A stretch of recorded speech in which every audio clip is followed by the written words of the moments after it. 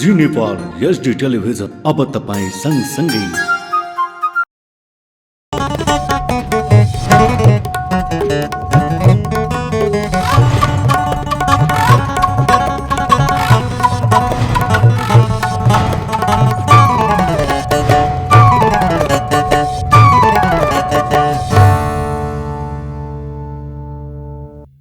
नमस्कार, जी नेपाल न्युजमा यहाँलाई स्वागत छ। म करुणा। सुरु गरौं प्रमुख समाचारका शीर्षकहरूबाट। यमपञ्चकको चौथो दिन आज गाई गोरु र गोवर्धन पूजा गरी मनाइयो। गाईको पूजा गरी मिठा परिकार खान दिएमा गाईबाट पाइने शुद्धता सधैँ प्राप्त हुने धार्मिक विश्वास।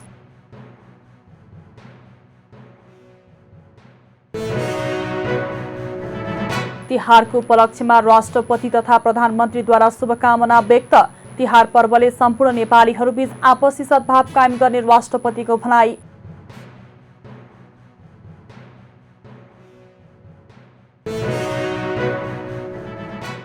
सत्ता गठबन्धनको एकमात्रै उद्देश्य एमाले सिद्धाउने रहेको नेकपा एमालेका वरिष्ठ उपाध्यक्ष ईश्वर पोखरेलको भनाई। आपराधिक धन्दा र भ्रमहरूलाई एमाले चिर्ने जिकिर।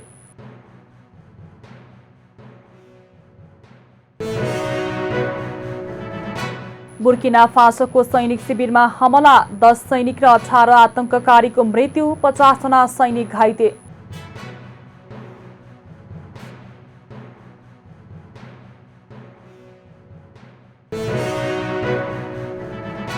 र टी20 विश्वकप क्रिकेटमा दक्षिण अफ्रिका र जिम्बाब्वेको खेल वर्षाका कारण स्थगित। लगातार वर्षा भएपछि खेल 9 ओभरमा रोकियो।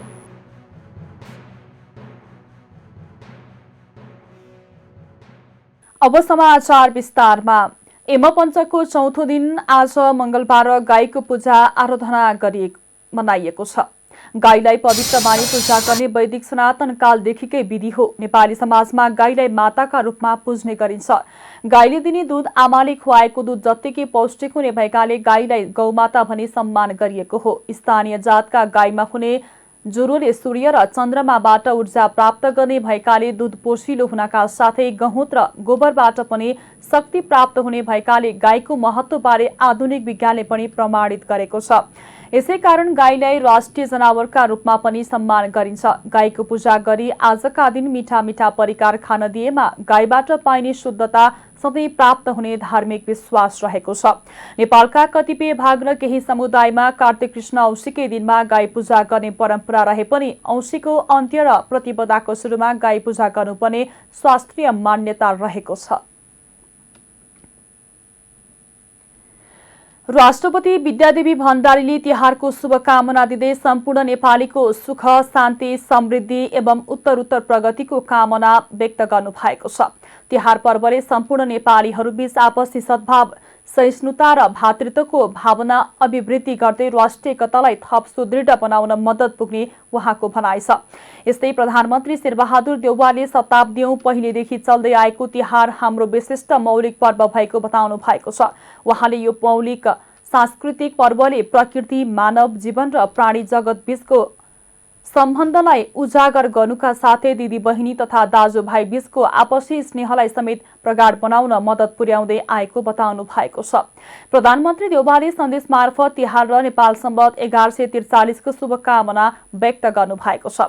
तिहारको अवसरमा खेलिने देउसी भैलो लगायतका सांस्कृतिक नाचगानले शान्ति, सद्भाव, एकता र भाइचाराको भाव अभिवृद्धि गर्न महत्त्वपूर्ण योगदान पुर्याएको उहाँको भनाइ छ।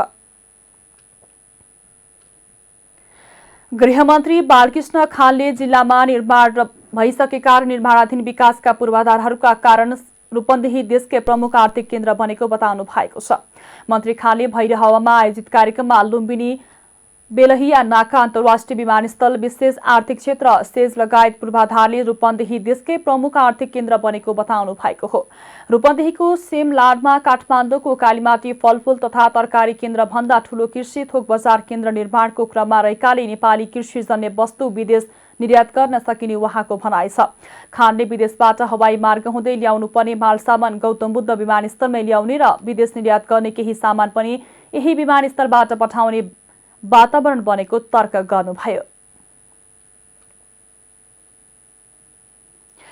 नेकपा एमालेका वरिष्ठ उपाध्यक्ष ईश्वर पोखरेलले सत्ता गठबन्धनको एकमात्र उद्देश्य एमाले सिद्धाउने रहेको बताउनु भएको छ। उपाध्यक्ष पोखरेलले गठबन्धनको दृष्टिकोण, उद्देश्य, कार्यक्रम र गन्तव्य नरहेको र एमाले सिद्धाउने मात्रै ध्यान केन्द्रित रहेको बताउनु भएको हो। एमालेको उद्देश्य राजनीतिक स्थायित्व, मुलुकको विकास र हित मात्रै रहेकाले जनताले विश्वास गर्ने उहाँको भनाइ छ। नीतिहित, सिद्धान्तहीन र अस्थिरता सिर्जना गर्नेलाई पाखा लगाएर मुलुकलाई विकासको बाटोमा अघि बढाउनुपर्ने पोखरेलले बताउनुभयो। त्यस्तै पोखरेलले तिहार लगत्तै एमालेले पार्टीको घोषणापत्र सार्वजनिक गर्ने जानकारी दिनुभएको छ। घोषणापत्रमा यसअघि एमाले सरकारले गरेका काम र भावी योजनाहरू तालिकाबद्ध रूपमा आउने उहाँले बताउनुभयो।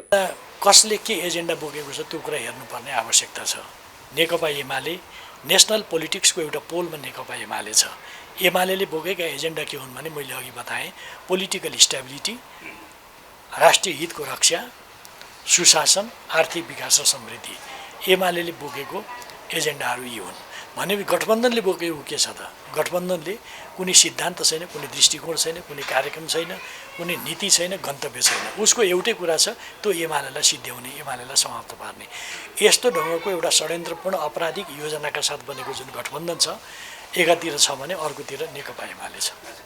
त्यसकारणले अब देशका सम्पूर्ण नागरिकहरूले यो दुईटा पोलमा पोलराइज भएको पोलिटिक्सकोमा कुन पोलको वरिपरि गोलबन्द हुने हो यसको फैसला गर्नुपर्छ। एमालेले नेतृत्व गरेको पोलको वरिपरि गोलबन्द हुनु भनेको पोलिटिकल स्टेबिलिटीलाई कायम गर्नको लागि बल पुर्याउनु, राष्ट्रिय हितको रक्षाको लागि बल पुर्याउनु, सुशासन कायम गर्न बल पुर्याउनु, आर्थिक विकास र समृद्धिको लागि बल पुर्याउनु।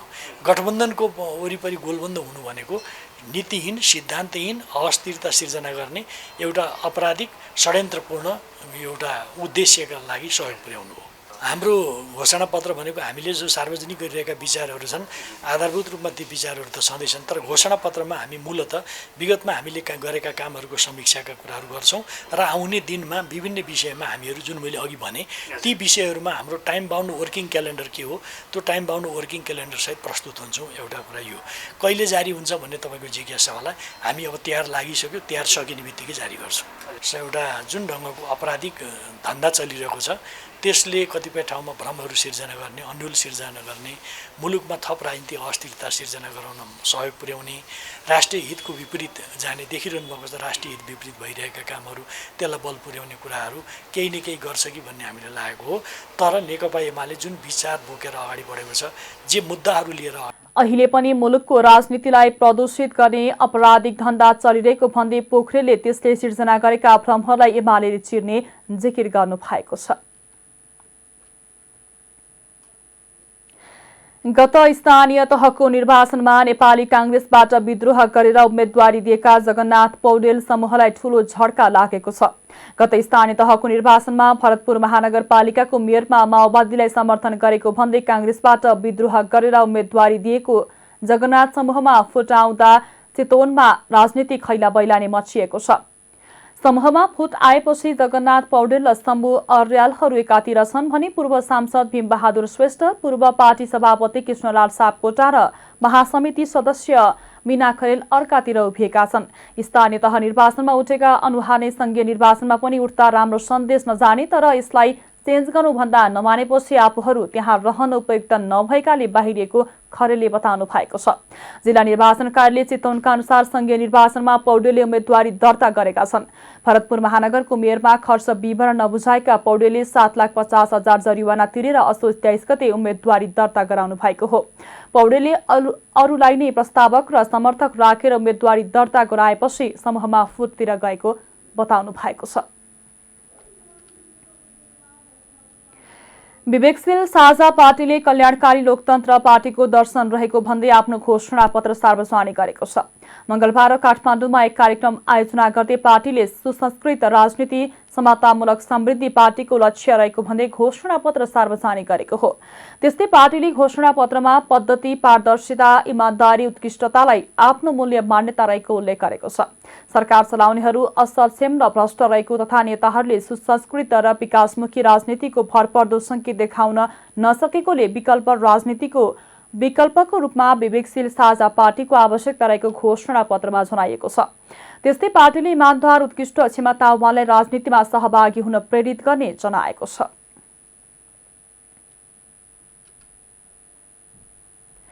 मङ्सिर 4 गतेका लागि तय भएको प्रतिनिधि सभा निर्वाचनमा प्रत्यक्षतर्फ 33,96,74,000 मतपत्र छपाई सम्पन्न भएको छ।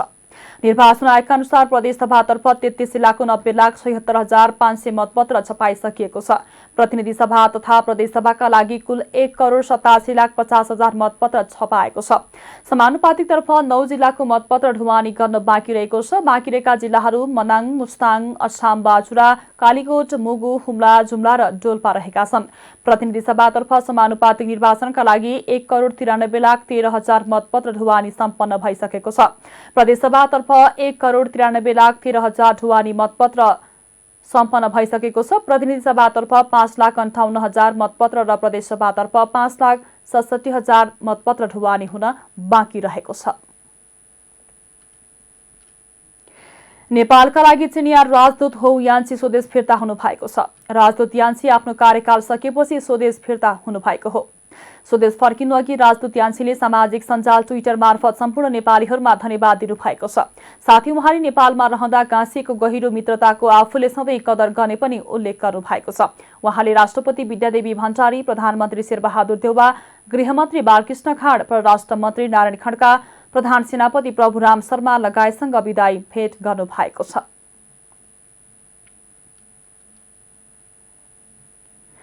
नेपाल सम्वत 1143 को अवसरमा भक्तपुरमा सांस्कृतिक भिन्तुना र्याली निकालिएको छ।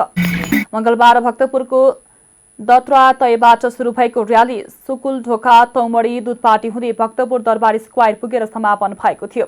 र्यालीमा सांस्कृतिक बाजा गाजा, पहिचान झल्कने पोसाक सहित स्थानीय सहभागी भएका थिए भने नेपाल भाषा साहित्य तथा मुजिया दिदीबहिनी समूह, लैको बाँसुरी बाजा समूह लगायत सहभागी भएका थिए। नेपाल सम्वत 1143 बुधबारबाट सुरु हुँदैछ। सर्वोच्च अदालत तिहार र छठ पर्वमा पनि बन्दी प्रत्यक्षीकरणको रिट निवेदन सुनवाईका लागि बिहान 11 बजेदेखि अपराह्न 3 बजेसम्म खुल्ने भएको छ। सर्वोच्च अदालत 13 गतेसम्म पूर्ण रूपमा बन्द रहने भए पनि शनिबार र भाइटिकाको दिन बाहेक अन्य दिन बन्दी प्रत्यक्षीकरणको रिट निवेदन सुनवाईका लागि खुल्ला हुने अदालतका प्रवक्ता विमल पौडेलले जानकारी दिनुभएको छ। न्याय प्रशासन ऐन 2073 मा बिदाको दिनमा पनि बन्दी प्रत्यक्षीकरणको रिट निवेदनको सुनवाई गर्ने व्यवस्था रहेको छ। अदालत पूर्ण रूपमा भने तिहार र छठपछि मात्रै खुल्नेछ। काठमाडौँ महानगरपालिकाभित्र रहेका सामुदायिक विद्यालयमा डिजिटल शिक्षण पद्धति विकास गर्न काठमाडौँ महानगर र डिजिटल एन्ड बियोन्ड प्रालिबी सम्झौता भएको छ। महानगरपालिकाका प्रमुख प्रशासकीय अधिकृत वसन्त अधिकारीले सामुदायिक शिक्षा प्रणालीलाई प्रविधिमा आधारित बनाउन डिजिटल एन्ड बियोन्डसँग सम्झौता गरेको जानकारी दिनुभएको छ। उहाँका अनुसार आगामी 2 वर्षको बियोन्डले महानगरलाई गुगलबाट शैक्षिक क्रियाकलाप गर्न प्राप्त हुने सुविधा, सञ्चालन र व्यवस्थापनका लागि तालिम लगायत सहयोग सेवा निशुल्क उपलब्ध गराइने सम्झौतामा उल्लेख छ। बियोन्ड गुगलको नेपाल र दक्षिण एसियाली साझेदार संस्था रहेको छ। कर्णाली प्रदेशका 276 निर्वाचन स्थललाई अति संवेदनशील सूचीमा राखिएको छ। जिल्लाको निर्वाचन सुरक्षा समितिले तयार पारेका प्रतिवेदनका आधारमा रुकुम पश्चिमका 21, कालीकोटमा 74, डोल्पामा 23, सल्यानमा 63, दैलेखका 48, सुर्खेतका 20 र जाजरकोटका 18 मतदान स्थल अति संवेदनशील रहेको हो। समितिका अनुसार 7 जिल्लाका 325 मतदान स्थल संवेदनशील रहेका छन्, जसमध्ये रुकुम पश्चिमका 43, डोल्पाका 26, सुर्खेतका 6, दैलेखका 62, सल्यानका 3, कालीकोटका 28 र जाजरकोटका 42 वटा मतदान स्थल संवेदनशील देखिएका छन्। प्रदेशभर 138 वटा मतदान स्थल सामान्य रहेका छन्। कर्णालीका अन्य 3 जिल्ला जुम्ला, मुगु र हुम्लामा जानकारी पाउन केही समय लागेको बताइएको छ। कर्णालीमा आगामी निर्वाचनका लागि प्रदेशभर 933 मतदान स्थल र 1403 मतदान केन्द्र निर्धारण गरिएको छ। आयोगका अनुसार कर्णालीमा प्रतिनिधि सभा र प्रदेशसभा निर्वाचनका लागि प्रदेशभर 10,08,403 मतदाता रहेका छन्। कर्णालीमा समानुपातिक तर्फको कालीकोट, मुगु, हुम्ला, जुम्ला र डोल्पामा मात्र मतपत्र पठाउन बाँकी रहेको निर्वाचन आयोगले जानकारी दिएको छ। आयोगले अन्य 6 जिल्लामा समानुपातिक तर्फको मतपत्र पुगिसकेको जनाएको छ। पाल्पामा करेन्ट लागेर एकजनाको ज्यान गएको छ। घाँस काट्न घर नजिकैको दबदबेको रुखमा चढ्दा करेन्ट लागेर रामपुर नगरपालिका 9 जबकादीका 29 वर्षीय विष्णुबहादुर श्रेष्ठको ज्यान गएको हो। मंगलबार बिहान 10 बजेतिर रुखमा चढेर घाँस काट्ने क्रममा 81 3 फेजको लाइन छुन गई करेन्ट लागेर भुइँमा खसेका विष्णु बहादुरलाई उपचारका लागि युनाइटेड मिसन अस्पताल पाल्पामा पठाए पनि डाक्टरले मृत घोषणा गरेको जिल्ला प्रहरी कार्यालय पाल्पाले जनाएको छ। अब अर्थ समाचार। गएको असोजको अन्तिम हप्तामा आएको भारी वर्षाका कारण गमगाड साना जलविद्युत गृहमा क्षति पुर्याउँदा कर्णाली प्रदेशको मुगु जिल्ला बिजुलीविहीन बनेको छ। गएको असोज 19 गतिदेखि 25 गतिसम्मको भारी वर्षासँगै आएको बाढी पहिरोले छाइनाथ रारा नगरपालिका 4 मरेको विद्युत गृहको 1100 मिटर लामो नहरमध्ये झण्डै 700 मिटरमा क्षति पुर्याएको छ। यसैगरी बाढी पहिरोबाट विद्युत गृहको सब स्टेशनका संरचनाहरूमा पनि क्षति पुगेको छ। बाढी पहिरोले क्षति पुर्याएको नहरको पुनर्निर्माण र मर्मत गर्नुपर्नेछ। नेपाल विद्युत प्राधिकरणले क्षति पुगेका संरचनाको पुनर्निर्माण सुरु गरिसकेको छ। चुनाव अघि नै पुनर्निर्माण सम्पन्न गरी बिजुली आपूर्ति गर्ने लक्ष्यका साथ काम भइरहेको जनाएको छ। साथै वैकल्पिक व्यवस्था मार्फत बिजुली आपूर्तिका लागि प्रयास भइरहेको प्राधिकरणका कार्यकारी निर्देशक कुलमान घिसिङले बताउनु भएको छ। नेपाल विद्युत प्राधिकरणले 400 किलोवाट जडित क्षमताको गमगाड साना जलविद्युत आयोजनाबाट बिजुली उत्पादन गरी मुगुको सदरमुकाम गमगढी र आसपासका क्षेत्रहरूमा बिजुली आपूर्ति गर्दै आएको छ। मुगुमा बिजुली सेवा लिने ग्राहकको संख्या 3100 रहेको छ।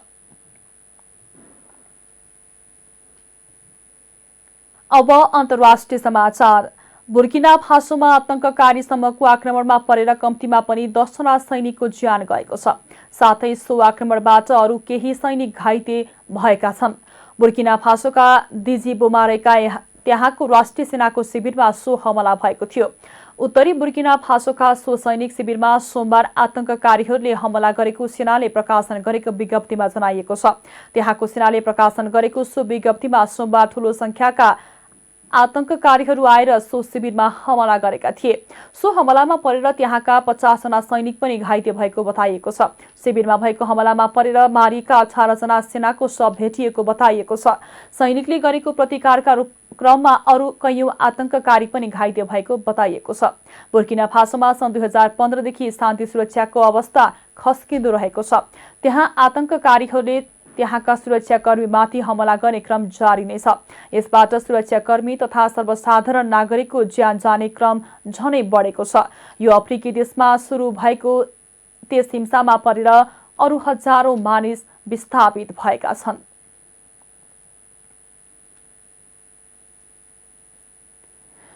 अब खेल समाचार। अस्ट्रेलियामा जारी टी20 विश्वकप क्रिकेटमा दक्षिण अफ्रिका र जिम्बाब्वेको खेल वर्षाका कारण स्थगित भएको छ। होबार्टमा लगातार वर्षा भएपछि खेल 9 ओभरमा छुट्याइएको थियो। पहिले ब्याटिङ गरेको जिम्बाब्वेले निर्धारित 9 ओभरमा 5 विकेट गुमाएर 79 रन बनाएको थियो। जवाबमा दक्षिण अफ्रिकाले 3 ओभरमा बिना कुनै विकेटको नोक्सानीमा 51 रन जोडेको अवस्थामा फेरि वर्षा भएपछि खेल रोकिएको छ। दक्षिण अफ्रिकाका लागि क्विन्टन डे ककले विस्फोटक ब्याटिङ गर्दै 18 बलमा 47 रन जोडेका थिए। खेल बिथोलिएपछि दुवै टोलीले 1-1 अङ्क बाँडेका छन्। आइतबारको पहिलो खेलमा नेदरल्यान्डलाई 9 रनले पराजित गर्दै बंगलादेशले सुपर 12 को चरणमा पहिलो जित हात पारेको छ।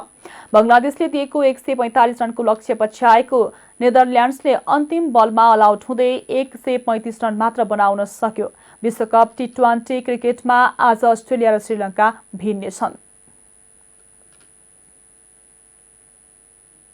खेल समाचारसँगै हामी जी नेपाल न्यूजको अन्त्यमा आइसकेका छौं। जाँदा जाँदै प्रमुख समाचारका शीर्षकहरू पुनः एकपटक। यमपञ्चकको चौथो दिन आज गाई गोरु र गोवर्धन पूजा गरी मनाइयो। गाईको पूजा गरी मिठा परिकार खान दिएमा गाईबाट पाइने शुद्धता सधैँ प्राप्त हुने धार्मिक विश्वास।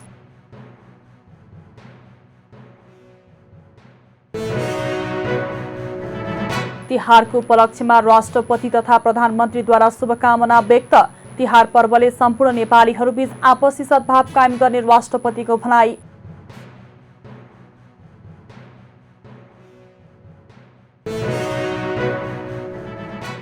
सत्ता गठबन्धनको एकमात्रै उद्देश्य एमाले सिद्धाउने रहेको नेकपा एमालेका वरिष्ठ उपाध्यक्ष ईश्वर पोखरेलको भनाई। आपराधिक धन्दा र भ्रमहरूलाई एमालेले चिर्ने जिकिर।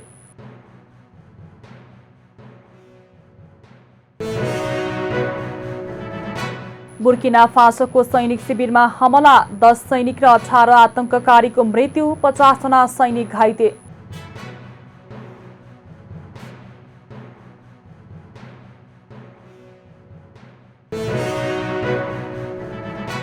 र टी20 विश्वकप क्रिकेटमा दक्षिण अफ्रिका र जिम्बाब्वेको खेल वर्षाका कारण स्थगित। लगातार वर्षा भएपछि खेल 9 ओभरमा रोकियो।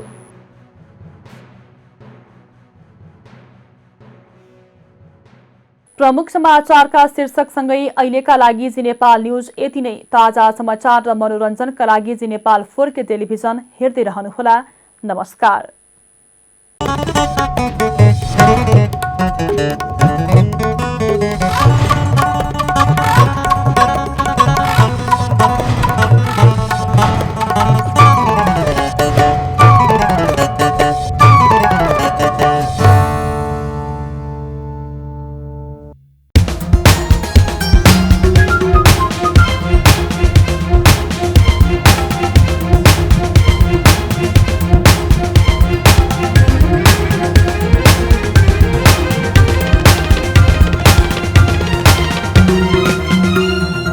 जी नेपाल HD टेलिभिजन अब तपाईँ सँगसँगै